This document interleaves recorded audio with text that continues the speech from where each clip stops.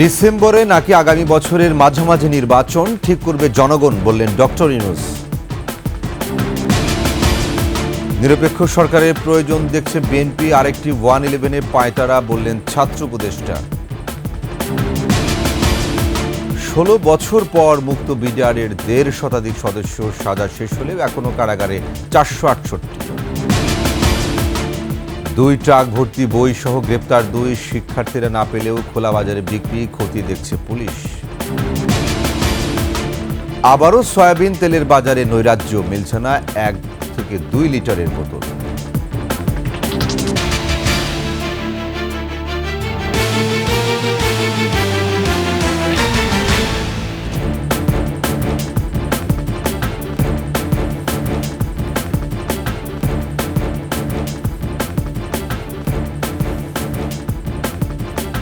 শুনছিলেন সংবাদ শিরোনাম। আমন্ত্রণ রাতের 21 সংবাদ, সাথে আছি আমি ওয়াহিদুজ্জামান। দর্শক, 21 টেলিভিশনের সংবাদ একই সাথে সরাসরি দেখতে পাবেন আমাদের Facebook page www.facebook.com/2124online।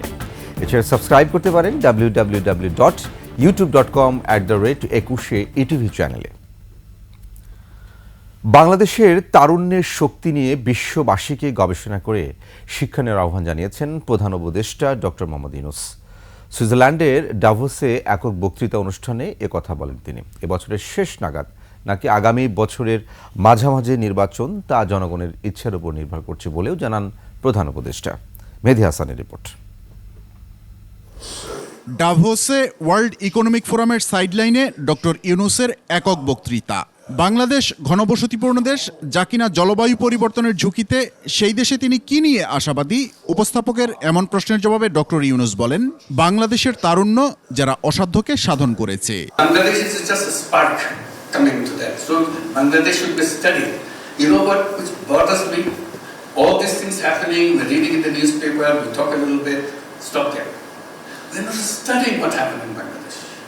Universities should be rushing there. What happened to the most powerful government of 16 years in the stand for a few minutes? সংস্কার এবং নির্বাচনের দিনক্ষণ নিয়ে নিজের আগের অবস্থানের পুনরাবৃত্তি করেন doctor Yunus. The demands from the movement came that we don't want to go back to the old Bangladesh, so we have to leave Bangladesh. We have targeted end of this year election to take place if we go in a short reform agenda, quick reform agenda. If people say no, we need a longer list of agenda reform, then we need another 6 months. Awami সরকারের খুন, গুম, নির্যাতনে অতিষ্ঠিত হয়ে মানুষ তার সরকারকে কিভাবে ক্ষমতায় এনেছে তারও বর্ণনা দেন প্রধান উপদেষ্টা। Students took it as a challenge that they want to stand against. They offered themselves in front of the guns, took bullets, and they will not still leave the demonstration, will not leave the street. That's when it became unstoppable. বর্তমান মানব সভ্যতা নিয়ে অনেকে গর্বিত হলেও একে আত্মঘাতী বলে উল্লেখ করেন doctor Yunus. My way of responding to that, I said, this is a wrong civilization. Mehedi Hasan, 21 television, Dhaka. অন্তর্বর্তী সরকার নিরপেক্ষ না থাকলে নির্বাচনকালীন সময়ে নিরপেক্ষ সরকারের প্রয়োজন হতে পারে, এমন মন্তব্য করেছেন বিএনপি মহাসচিব মির্জা ফখরুল ইসলাম আলমগীর। এছাড়া ইচ্ছে করে নির্বাচন বিলম্বিত করলে আবারও রাজপথে নামার হুঁশিয়ারি দিয়েছেন বিএনপি নেতারা। মুজিববাদ জিয়াবাদ নামে জাতীয় নাগরিক কমিটির আহ্বায়কের দেয়া বিভাজন তত্ত্বের সমালোচনা করেন তারা। মাইলা ইসলামের রিপোর্ট। ৬৯-এর গণঅভ্যুত্থানের মহানায়ক শহীদ আসাদের মৃত্যুবার্ষিকী উপলক্ষে জাতীয় প্রেস ক্লাবে আয়োজন করা হয় এই আলোচনা সভার। তাদেরকে আমাদের স্মরণ রাখতে হবে, যেখানে উঠে আসে গণতন্ত্রের জন্য নানা সময়ে আত্মাহুতি দেয়া বীর শহীদদের কথা। আহ্বান জানানো হয় ২৪-এর বিপ্লব ব্যর্থ করার অপচেষ্টা রুখে দেয়ার। সেই রাষ্ট্রের নেয়ার মানুষের আকাঙ্ক্ষা যেটা, সেটা আজকে রাজনৈতিক নেতৃত্বকে ধারণ করা দরকার। এখন দ্রুত নির্বাচন দিয়ে গণতান্ত্রিক সরকারের কাছে ক্ষমতা হস্তান্তর হবে, এটাই আজকে জাতির প্রত্যাশা। দীর্ঘদিন ধরে ২৪-এর গণঅভ্যুত্থানে নেতৃত্বদানকারী শিক্ষার্থীরা দল গঠনে তৎপর। আন্দোলনের ৩ সমন্বয়ক অন্তর্বর্তী সরকারের উপদেষ্টাও। বিএনপি মহাসচিব তাই নিরপেক্ষ নির্বাচন ইস্যুতে সরকারের নিরপেক্ষতা নিয়ে প্রশ্ন তুলেন। আমাকে একজন সাংবাদিক ভাই নিয়ে প্রশ্ন করেছেন যে অন্তর্বর্তীকালীন সরকার যদি নিরপেক্ষ না থাকে তাহলে একটা নিরপেক্ষ সরকার দরকার হবে নির্বাচনের সময়। আমি কথাটা বলেছি, তার কারণ আছে। কারণ যে আমরা দেখি যে বেশ কিছু বিষয়ে অন্তর্বর্তীকালীন সরকার নিরপেক্ষতা পালন করতে পারছেন না। আমরা আশা করি যে অন্তর্বর্তীকালীন সরকার তারা সেই নিরপেক্ষতা পালন করবেন এবং দেশে যে সংকট আছে সেই সংকট থেকে দেশকে মুক্ত করবার জন্য তারা কাজ করবেন। এদিকে জাতীয় প্রেস ক্লাবের সামনে এক অনুষ্ঠানে বিএনপি চেয়ারপারসনের উপদেষ্টা জয়নুল আবদিন ফারুক কথা বলেন জাতীয় নাগরিক কমিটির আহ্বায়কের দেয়া মুজিববাদ জিয়াবাদ তত্ত্ব নিয়ে। যে জিয়া বাংলাদেশের আর্থসামাজিক অবস্থা ফিরিয়ে নেওয়ার জন্য সকল দলের নেতাদেরকে নিয়ে একটা ঐক্য গড়ে দেশ পরিচালনা করেছেন, সেই জিয়াকে নিয়ে, জিয়াবাদকে নিয়ে দয়া করে কোনো কটূক্তি না করাই ভালো। আরেক অনুষ্ঠানে বিএনপির স্থায়ী কমিটির সদস্য সেলিমা রহমান ঐক্যবদ্ধ থেকে ভোটের অধিকার নিশ্চিত করার আহ্বান জানান। আমাদের ঐক্য রাখতে হবে, আমরা যেন কেউ কাউকে ভুল না বুঝি। মাহিলা ইসলাম, 21 টেলিভিশন, ঢাকা। বিএনপির নিরপেক্ষ সরকার দাবি আরেকটি 111-এর ইঙ্গিত দিচ্ছে বলে মন্তব্য করেছেন তথ্য সম্প্রচার উপদেষ্টা নাহিদ ইসলাম। নিজের ভেরিফাইড ফেসবুক অ্যাকাউন্টে দেয়া পোস্টে নাহিদ বলেন, বিএনপি কয়েকদিন আগে -2 এর আলোচনা করলেও এখন ক্ষমতায় যাওয়ার পথ সুগম করতে নিরপেক্ষ সরকারের নামে আরেকটি 111 সরকারের প্রস্তাবনা করছে। সরকারের বিভিন্ন স্তরে বিএনপি পন্থীরা রয়েছে দাবি করে বিষয়টিকে নির্বাচনী নিরপেক্ষতার জন্য মাথায় রাখার পরামর্শ দেন তিনি। পোস্টে গণতন্ত্র বিরোধী ও জুলাই অভ্যুত্থানের আকাঙ্ক্ষা বিরোধী কোনো পরিকল্পনায় ছাত্র জনতা বিন্দু পরিমাণ ছাড় দেবে না বলে হুঁশিয়ার করে দেন নাহিদ। এদিকে যুব ক্রীড়া মন্ত্রণালয়ের উপদেষ্টা আসিফ মাহমুদ তার ফেসবুক পোস্টে বলেন, উপদেষ্টাদের কেউ রাজনীতি করলে সরকার থেকে বের হয়ে করবে। সরকারের কাজে রাজনৈতিক দলের হস্তক্ষেপ উচিত নয় বলেও জানান তিনি।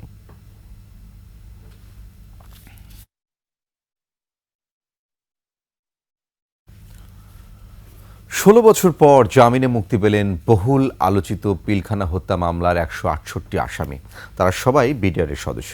কেরানীগঞ্জের ঢাকা কেন্দ্রীয় কারাগার ও গাজীপুরের কাশিমপুর কারাগার থেকে তাদের মুক্তি দেওয়া হয়। তবে পিলখানায় ঘটনায় অন্য মামলায় এখনও অনেকে কারাগারে আছেন, আর সাজার মেয়াদ শেষ হওয়ার পরেও অনেকেই পাচ্ছেন না মুক্তি। সহকর্মীদের সহায়তায় বিস্তারিত সিরাত আল মুস্তাকিমের রিপোর্ট। দুপুরে কাশিমপুর কারাগার থেকে একে একে বের হতে থাকেন বিডিআর সদস্যরা। একইভাবে কেরানীগঞ্জ কারাগার থেকেও বের হন তারা। দীর্ঘদিন পর মুক্ত বাতাসে তারা, চোখে মুখে মুক্তির স্বাদ স্পষ্ট। আমি 16 বছর জেল কাটলাম কি জন্য আমি সেটাই জানি না, যে কি হলো এগুলো। সরকার অন্ধকার কারাগারে থাকে আর কিছুই জানি না। বাকি জীবনটা যেন একটা সুস্থ সুন্দরভাবে কাটাইতে পারি, স্বাভাবিক জীবনে এইটাই। আল্লাহর কাছে লাখো কোটি শুকরিয়া, আল্লাহ আমাদের মাফ করে দিয়েছে। আমি কিছু জানি না, কিছু করি নাই। বিডিআররা যারা জেল খাটছি আমাদেরকে অহেতুক ভাবে জেলটা খাটাইছে। আমি 17 বছর জেল খাটিছি, আমার দুঃখ নেই, বিনা অপরাধে একবার আল্লাহ দেখছে। দুই কারা ফটকেই ছিলেন তাদের স্বজনরা। খুব আনন্দ লাগতেছে, সেটা বলে বোঝার মতো না। 2009 সালে বিডিআর বিদ্রোহের ঘটনায় বাংলাদেশের ইতিহাসে সর্বোচ্চ সংখ্যক মানুষকে আসামি করা হয়েছিল। বিস্ফোরক আইনের মামলায় 834 জন আসামির বিরুদ্ধে বিচার কাজ শুরু হয়েছিল 2010 সালে।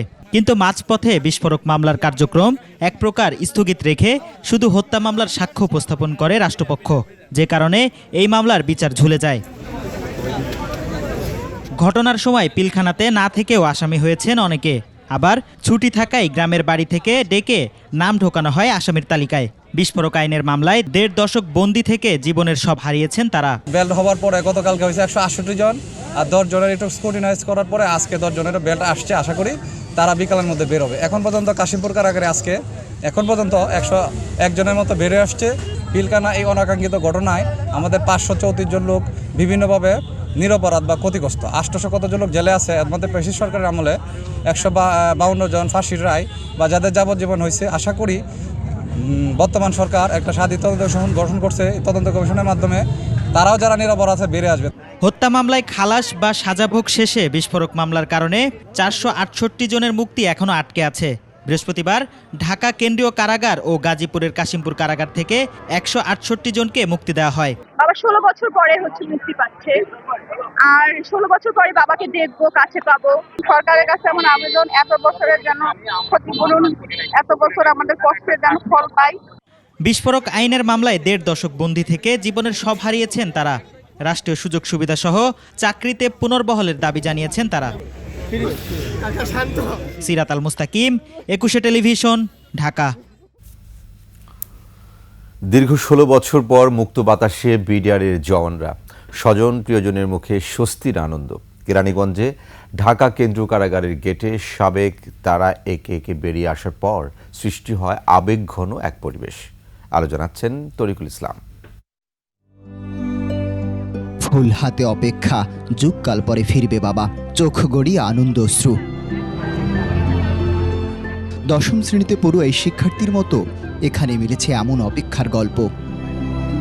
বাবা যখন জেলে যায় তখন 3 মাসে ছিলাম, তখন তো কিছু জানি না। এত বছর পর বাবাকে পাচ্ছি, অনেক খুশি আনন্দ। আমরা যে 16 বছর যাবৎ কত অপমানিত, কত অবহেলিত, কত নির্লজ্জিতভাবে সবার দুয়ারে দুয়ারে যায় দাঁড়াইছি, এটা আমি কারোর বোঝানোর মতো ভাষা প্রকাশ করতে পারবো না। তাদের ওই সময়টা অনেক দুঃখ কষ্ট দিয়ে পার করছে।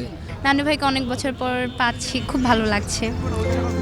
পিলখানা হত্যাকাণ্ডে বিস্ফোরক আইনের মামলায় জামিন পেয়ে মুক্ত পৃথিবীতে ফিরে আসাদের কণ্ঠে ছিল জীবন থেকে বহু বছর হারিয়ে যাওয়ার আক্ষেপ। আমার মনে করো কলেজা বের বাইরে ছিল, আমি ভিতরে। আমি সাক্ষী ছাড়া 16 বছর এখানে কেটে গেলাম। বিনা অন্যায় আমাকে 17 বছর জেলখানায় রাখছে। বাবা মারা গেছে এই জেলখানা থাকা অবস্থায়। আমি গত বছর বাবার সাথে তো দেখা করতে পারি নাই দীর্ঘ সময়। আমার মাও খুবই অসুস্থ, এখন মাও প্রতীক্ষা আছে আমি কবে মার কাছে যাব। যারা নিরপরাধ জেলে আছে তাদেরকে জেল থেকে মুক্তির জন্য এটা দাবি করছি। আমি চাকরি পূর্ণ পাওয়ার দাবি জানাচ্ছি এবং আমি যে এতদিন চাকরি করি তার সম্পূর্ণ সুযোগ সুবিধা আমি পেতেছি। বৃদ্ধ মায়ের কোলে ফিরেছে আদরের সন্তান, স্ত্রী ফিরে পেল স্বামীকে, সন্তান তার বাবাকে। তবে এতটা বছর কারা প্রকোষ্ঠে থাকা জওয়ানরা কি ফিরে পাবে হারানো সময়? তরিকুল ইসলাম, 21 টেলিভিশন, ঢাকা। আবেগঘন একই চিত্র দেখা গেছে কাশিমপুর কারাগারের সামনে।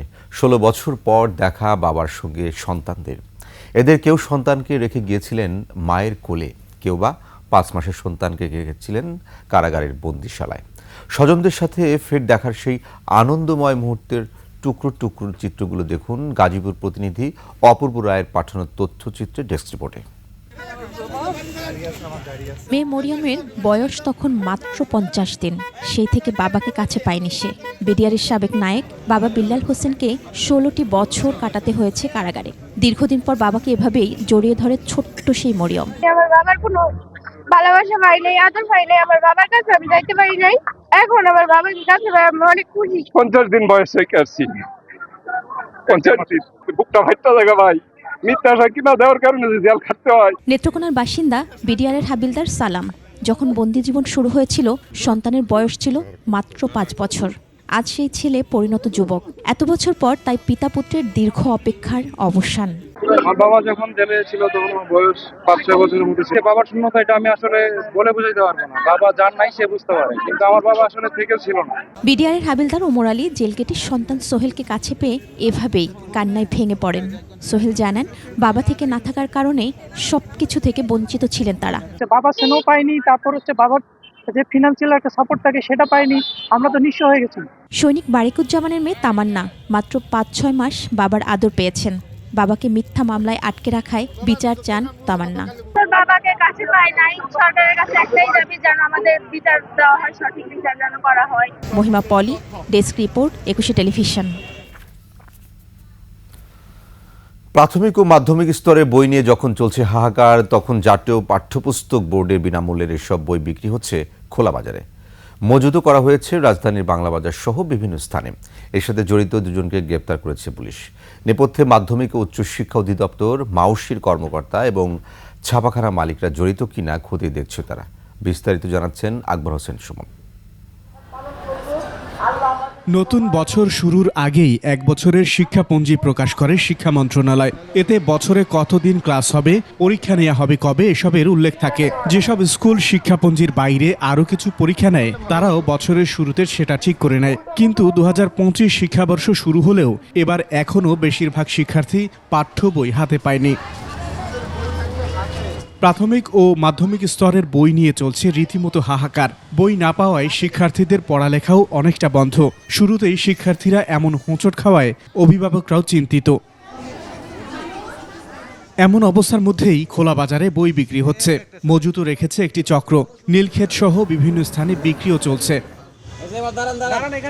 এই চক্রের 2 জনকে গ্রেফতারের পর ঢাকা মহানগর গোয়েন্দা পুলিশ 2 ট্রাক ভর্তি বইও উদ্ধার করেছে। এসব জানাতেই এই সংবাদ সম্মেলনের আয়োজন করে মহানগর গোয়েন্দা পুলিশ। আমাদের প্রাথমিক অনুসন্ধানে যেটা আসে যে এখানে একটা চক্র আছে, যে চক্র পরিবহনের সময় যে বইগুলো নিয়ে যায় সেখান থেকে অতিরিক্ত যে বই সেই বইগুলো ফেরত এনে খোলা বাজারে তারা বিক্রি করে এবং খোলা বাজারে এই যে অসাধু চক্র তারা সেখানে জমা রেখে পরবর্তীতে তারা বিভিন্ন জায়গায় সেটা উচ্চ দরে বিক্রি করে থাকে। বই মজুত ও বিক্রি চক্রের সাথে আরও কারা জড়িত তাও খতিয়ে দেখা হচ্ছে বলে জানানো হয় সংবাদ সম্মেলনে। আর কারা কারা এই ধরনের কার্যক্রম করে আমরা কিছু নাম পেয়েছি এবং বিতরণের ক্ষেত্রে পরিবহনের ক্ষেত্রে কারা এই অনিয়মের সাথে সংশ্লিষ্টতা আছে তাদেরও কিছু নাম পেয়েছি। তাদেরকে আইনের আওতায় আনার বিষয়টা আমাদের প্রক্রিয়াধীন রয়েছে। বই বিক্রির স্থান ও সম্ভাব্য গোডাউনের ওপর নজরদারি রাখা হয়েছে বলেও জানান এই গোয়েন্দা কর্মকর্তা। আমরা ইতোমধ্যে কিছু সিন্ডিকেটের নাম আমরা পেয়েছি, তাদেরকে আমরা আইনের আওতায় আনবো। আকবর হোসেন সুমন, 21 টেলিভিশন, ঢাকা। এদিকে শেরপুর সদর উপজেলায় অভিযান চালিয়ে বিনামূল্যে বিতরণের প্রায় 9,000 বই জব্দ করেছে পুলিশ। গ্রেপ্তার করা হয়েছে একজনকে। সদর উপজেলার ধাতিয়াপাড়া এলাকা থেকে বইগুলো জব্দ করা হয়। সে সময় মাইদুল নামের একজনকে আটক করা হয়। পুলিশ জানায় ঢাকাগামী একটি পিকআপ ভ্যানে তল্লাশি চালানো হয়। পিকআপটি থেকে 8ম, 9ম ও 10ম শ্রেণীর বইগুলো উদ্ধার করা হয়। বইগুলো বিক্রির জন্য কুড়িগ্রামের রৌমারী সিজি জামান পাইলট উচ্চ বিদ্যালয় থেকে আনা হয়েছে বলেও জানায় পুলিশ।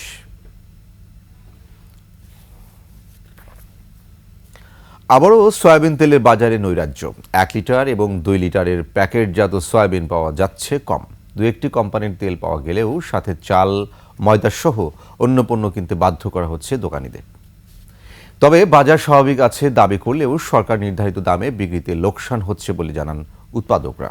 তৌহিদুর রহমানের রিপোর্ট। গেল অক্টোবর-নভেম্বরে বিশ্ববাজারে অপরিশোধিত সয়াবিন তেলের দাম 2 দফা বাড়লেও ডিসেম্বরে সেই দাম কমে আসে। দাম নিয়ন্ত্রণে রাখতে 2 দফা শুল্ক কমায় সরকার। তারপরও কমেনি সয়াবিন তেলের দাম। উল্টো লিটারে 8 টাকা বাড়িয়ে করা হয় 175 টাকা। এরপর কিছুদিন স্বাভাবিক থাকলেও সরবরাহ কমেছে আবারও। গেল কয়েকদিন ধরে রাজধানীর কারণ বাজারে অন্য সময়ের তুলনায় সয়াবিনের সরবরাহ কম। বাজারে তেল ঠিক মতো পাইতেছি না, মাত্র 2টা কোম্পানির তেল পাইতেছি আমরা, ফ্রেশ আর হলো পুষ্টি। আগে রেডি আছে কিন্তু মালের সংকট, কোম্পানি কোনো মাল দিচ্ছে না। আমাদের কিনে আনতে 850 টাকা দিয়ে, তো আমরা 52 টাকা কিভাবে আসবো? যেটা ওই যে প্রতি লিটারে 12 টাকা বাড়ে, ওই তেল ওখানে আসে না। কোম্পানি এখন বর্তমানে সিন্ডিকেট, আসলে কোম্পানিরা করে না, ডিলাররা সিন্ডিকেট করতেছে। এই সুযোগে খোলা সয়াবিনের কেজি বিক্রি হচ্ছে 190 থেকে 200 টাকায়। এলাকার এদিকে 190 টাকা না 200 টাকা করে বেচে। বিভিন্ন কোম্পানির ডিলাররাও বলছেন তেলের সরবরাহ কম। কয়েকটি কোম্পানি তেলের সাথে অন্য পণ্য ধরিয়ে দিচ্ছে অভিযোগ করে ডিলাররা বলছেন বেশিরভাগ কোম্পানি সরবরাহ কমিয়ে দিয়েছে। আটা, মসুর ডাল, চিনি গুঁড়া চাল, সরষের তেল ফায়দা মতন দিতেছে না, কম কম করে দিতেছে, আমি কম কম বেচে লেতে আছি। এটি আর গোডাউনে ঢুকায় না, হেমনে লইয়া মার্কেটে দিয়ে লেতে আছে। এই বিষয়ে মিল মালিকরা আনুষ্ঠানিক বক্তব্য না দিলেও সরকার নির্ধারিত মূল্যে বিক্রি করতে সমস্যা হচ্ছে বলে জানান কেউ কেউ। সব ঠিক আছে। খুচরা পর্যায়ে যেটা 175 টাকা, সেটাতে আপনারা লাভ করতে পারছেন? না, আমরা পারতেছি না। আবারও দাম সমন্বয় করতে চান উৎপাদকরা। 6 জানুয়ারি ভোজ্য তেলের দাম বাড়াতে ট্যারিফ কমিশনে নতুন প্রস্তাব পাঠিয়েছে মিল মালিকদের সংগঠন। আমাদের নিয়মতান্ত্রিকভাবে আমরা প্রস্তাব দিই, ওনারা যাচাই বাছাই করে দেখেন, এইটুকুই। তৌহিদুর রহমান, 21 টেলিভিশন, ঢাকা।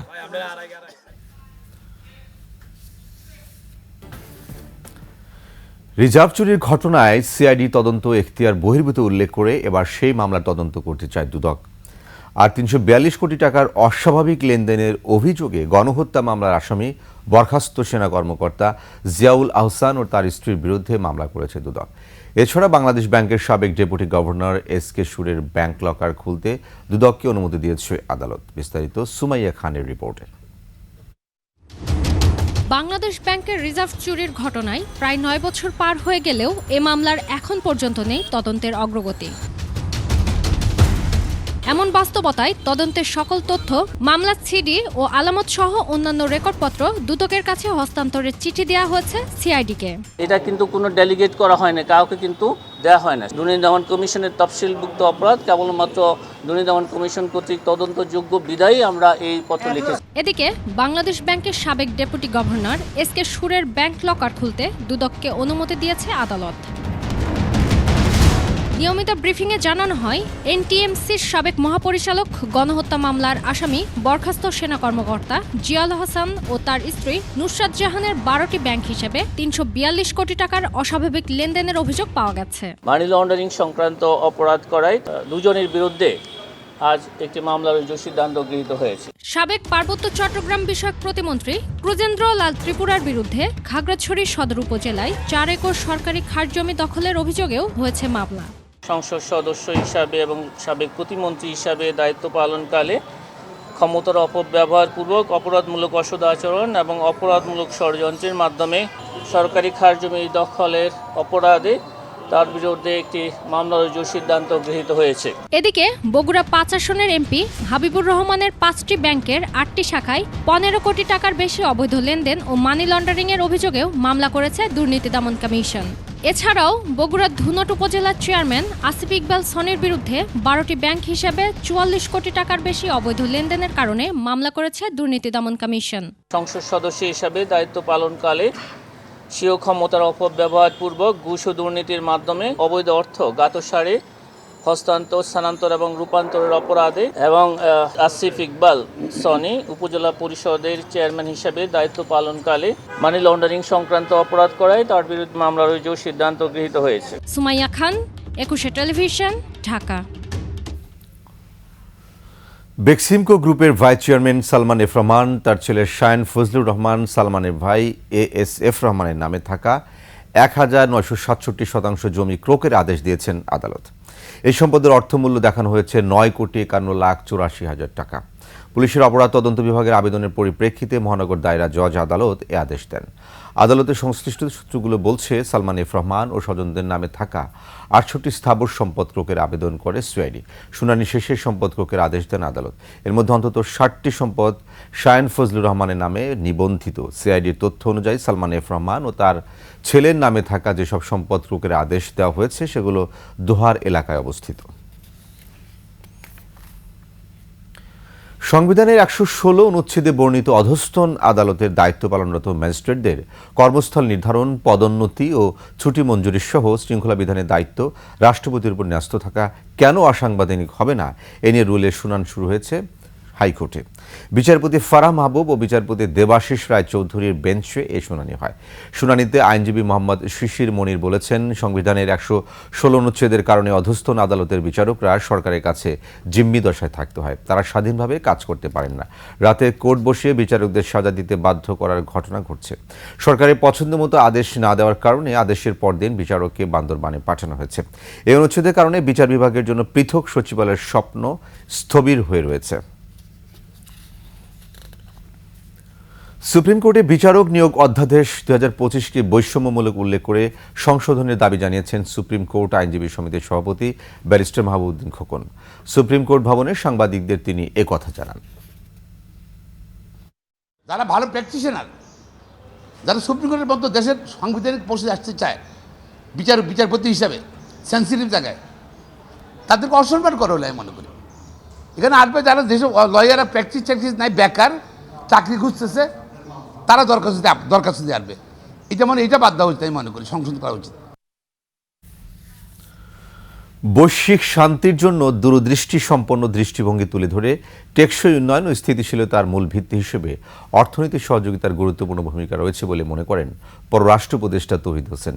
চীনের সাংহাই ইনস্টিটিউটস ফর ইন্টারন্যাশনাল স্ট্র্যাটেজির এক সেমিনারের মূল বক্তব্যে তিনি কথা বলেন। আমাদের শান্তি, স্থিতিশীলতা এবং সমৃদ্ধির অভিন্ন দৃষ্টিভঙ্গির শিরোনামে বাংলাদেশ ও চীনের নিরাপদ এবং উন্নত বিশ্বের প্রতি অভিন্ন দৃষ্টিভঙ্গি তুলে ধরা হয়। বক্তব্যে পররাষ্ট্র উপদেষ্টা বাংলাদেশের বিভিন্ন ক্ষেত্রে চীনের উন্নয়ন সহায়তা ও বিনিয়োগের রূপান্তরকারী ভূমিকা এবং দেশের সামাজিক অর্থনৈতিক উন্নয়নে গুরুত্বপূর্ণ অবদান তুলে ধরেন। এছাড়া বাণিজ্যের ঘাটতি হ্রাস এবং আঞ্চলিক সংযোগ বৃদ্ধির মাধ্যমে সমতাভিত্তিক প্রবৃদ্ধি প্রচারের উপর জোর দেন তিনি।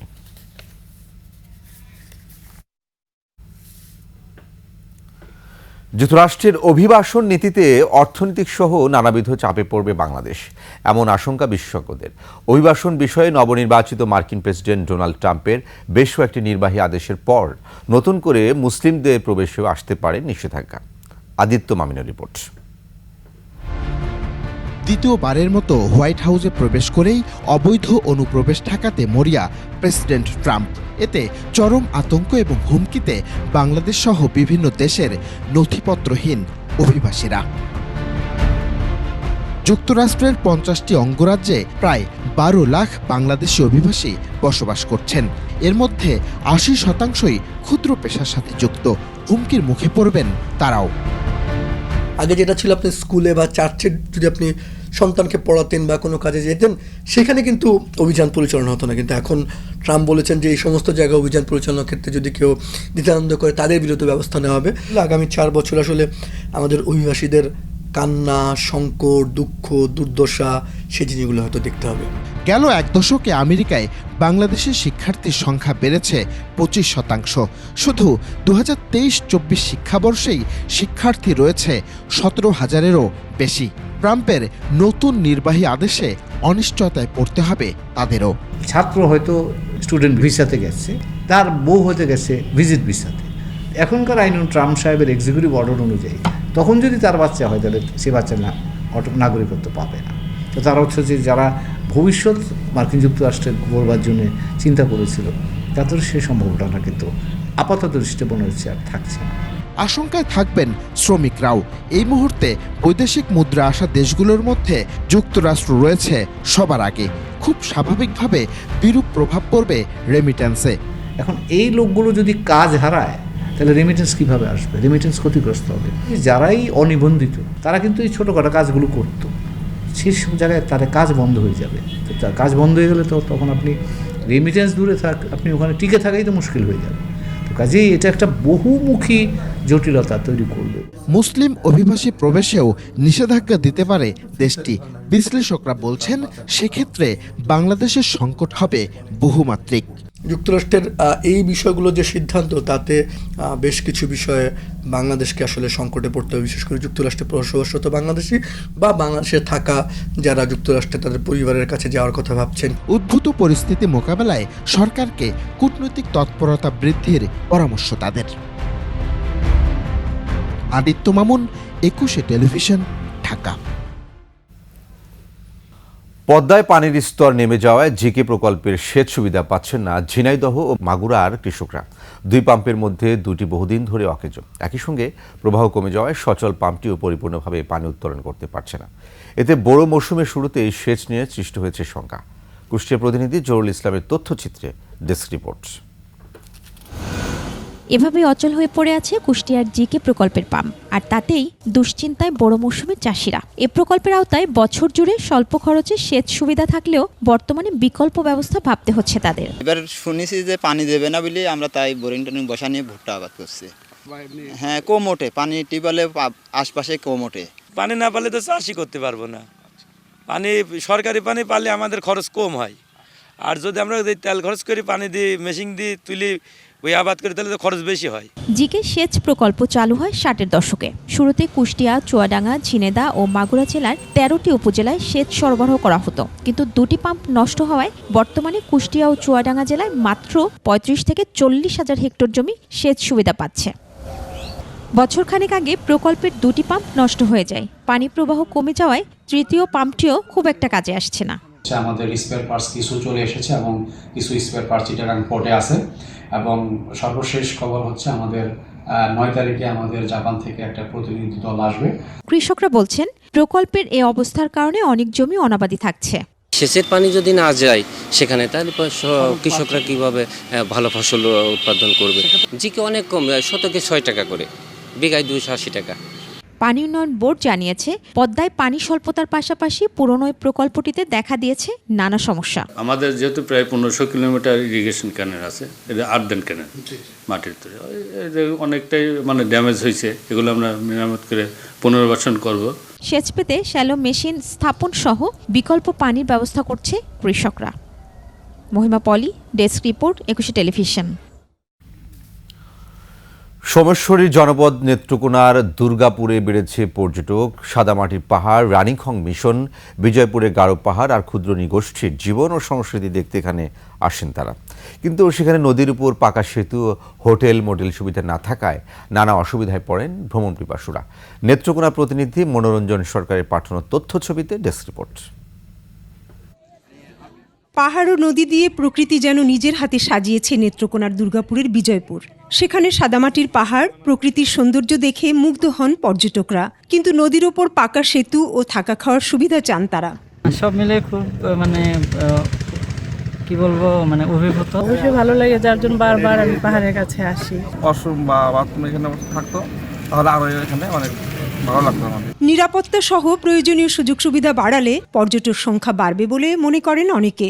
প্রথমে চীনামাটির পাহাড় দেখলাম, তারপরে একটা পাদ্রীদের একটা স্কুল দেখলাম। সেতুটি হওয়া বেশি জরুরি, কারণ এই জলপ্রবাহ ঠিক রাখা দরকার। একই সাথে অপর পারে যারা বসবাস করে তাদের বাচ্চা কাচ্চার স্কুল, তাদের জীবন জীবিকা যেন স্মুথলি চলতে পারে, সেজন্য একটি স্থায়ী সেতু দরকার। কাঠের খুবই টেম্পোরারি একটা সেতু আছে, যেটা আমাদের কাছে বেশ রিস্কি মনে হয়েছে। এখানে একটা সেতু করা যায় কিনা, নিশ্চয়ই করা যাবে, যা দিয়ে আসলে যানবাহন পারাপার হতে পারে।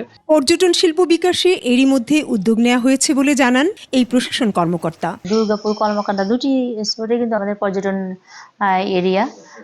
এই জায়গাগুলোতে আমরা বলতে সুযোগ সুবিধা বলতে, যদি আমরা অন্ততপক্ষে যারা দর্শনার্থী থাকে তাদেরকে রিফ্রেশমেন্টের ব্যবস্থা করা, তারপরে ভালো রেস্তোরাঁ থাকা, এগুলো করে দিতে পারলে জনগণ আরো বেশি আসবে, উৎসাহিত হবে।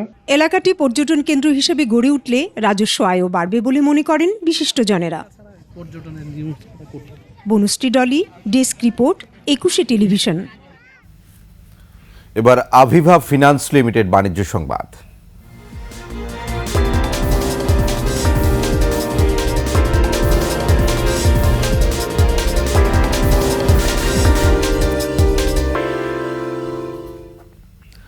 ঢাকা আন্তর্জাতিক বাণিজ্য মেলায় জমজমাট মিনিস্টার পণ্যের কেনাবেচা।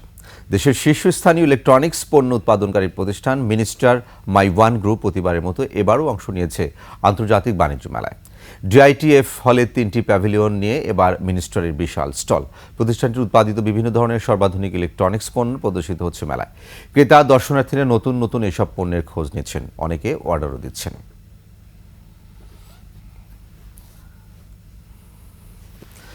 রাজধানীর বসুন্ধরা আন্তর্জাতিক কনভেনশন সিটিতে যাত্রা শুরু করল দেশের বৃহত্তম বাণিজ্যিক এক্সপো ভিলেজ। এই ভিলেজের একটি অংশ এক্সপো টেন্ট, যার আয়তন 1,34,000 বর্গফুট। বহুমুখী ভেন্যুতে মেলা, প্রদর্শনী, সমাবর্তন, সেমিনার, এজিএম, কনসার্ট ও বিয়ের সহ সব ধরনের অনুষ্ঠান করা যাবে। একই ছাদের নিচে এত বড় জনসমাগম স্থল বাংলাদেশে আর নেই, যেখানে 10,000-এর বেশি মানুষ একসাথে সমাগম সম্ভব। প্রথম প্রদর্শনী হিসেবে এক্সপো ভিলেজ শুরু হয়েছে বিল্ডিং ও কনস্ট্রাকশন, কাঠ ও কাঠের কাজ এবং বৈদ্যুতিক পণ্যের 3টি আন্তর্জাতিক প্রদর্শনী। বাংলাদেশে বাণিজ্যিক গাড়ি বাজারজাতকারী প্রতিষ্ঠান ইফাদ অটোস বাজারে আনলো 1 টনের পাওয়ার পিকআপ লিও। রাজধানীতে অনাড়ম্বর অনুষ্ঠানের মধ্য দিয়ে গ্রামগঞ্জ শহর জুড়ে স্বপ্ন ছুটছে লিওতে চড়ে শিরোনামে নতুন এই পাওয়ার পিকআপের স্বপ্নযাত্রা শুরু হয়। অধিক পারফরম্যান্স, জ্বালানি সাশ্রয়ী, বেশি মুনাফা এবং 5 বছরের 4 লাখ কিলোমিটার চলাচলের নিশ্চয়তা পাবেন ক্রেতারা। অনুষ্ঠানে ইফাদ গ্রুপের chairman Iftekhar Ahmed Tipu, vice chairman Tanvir Ahmed, Taskin Ahmed, group managing director Riazul Haque Chowdhury ও ইফাদ অটোসের সিইও আমির দাউদ সহ বিভিন্ন ব্যবসা প্রতিষ্ঠানের ঊর্ধ্বতন কর্মকর্তারা উপস্থিত ছিলেন।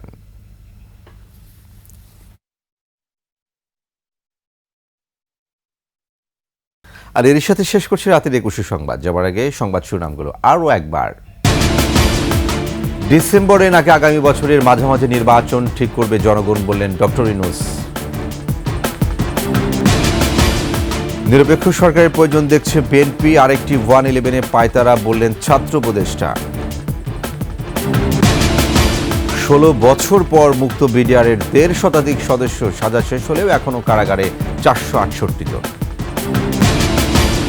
2 ট্রাক ভর্তি বই সহ গ্রেপ্তার 2 শিক্ষার্থীরা না পেলেও খোলা বাজারে বিক্রি খতিয়ে দেখছে পুলিশ।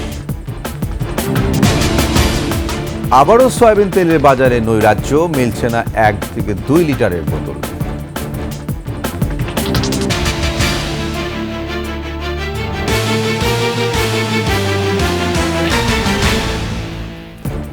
সর্বশেষ সংবাদ জানতে ডায়াল করুন 20 নম্বরে আর ভিজিট করুন 21-tv.com ওয়েবসাইটে।